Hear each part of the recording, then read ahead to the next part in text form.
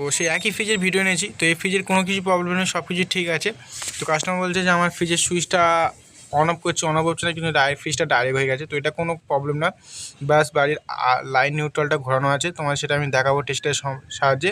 আর এটা কেন ডাইরেক্ট হয়ে যাচ্ছে সেটাও তোমরা বুঝতে পারছো কী কারণে ডাইরেক্ট ফ্রিজটা চলছে। তো এখানে তোমরা যেন আর্থিং নিউট্রালের মতোই কাজ করে, আর ফ্রিজ তো সবসময় বাঁ হাতে পেয়ে যাচ্ছিলো, ওই জন্য আর্থিং পাচ্ছে বলে ফ্রিজটা চলে যাচ্ছে। সেটা আমাদের ফ্রিজের গায়ে বডি আর্থিং করা থাকে, আর এটাকে আমি জাস্ট ঘুরিয়ে দিয়েছিলাম। তো সেই কারণে ফ্রিজটা একদম পুরো আবার ঠিক হয়ে গেছে, কারণ বাড়িতে বলছিল বিয়েবাড়ির কাজ হয়েছে, তার জন্য সেখানে মিটারে ওখানে জেনারেটার কানেকশন করেছিল, তার জন্য ওখানে ঘুরে গেছে। তো এখানে তোমরা সব দেখা পাচ্ছ লাইন নিউট্রালে কোনো কাজ করছে না, সুইচ মারছি, টেস্টটা দিচ্ছে, তোমরা দেখা পাচ্ছ যে আমাদের বাঁ হাতে কারেন্ট আছে।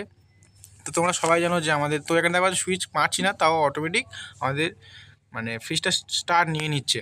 তো এগুলো একটাই কারণ। তো এখানে আমি লাইনটা ঘুরে দিয়েছিলাম, সব কিছু ঠিক হয়ে গেছে। আর নেক্সট ভিডিও তোমার দেখা হবো। তো সবাই ভালো থেকো, ভিডিওটা দেখার জন্য সবাইকে ধন্যবাদ।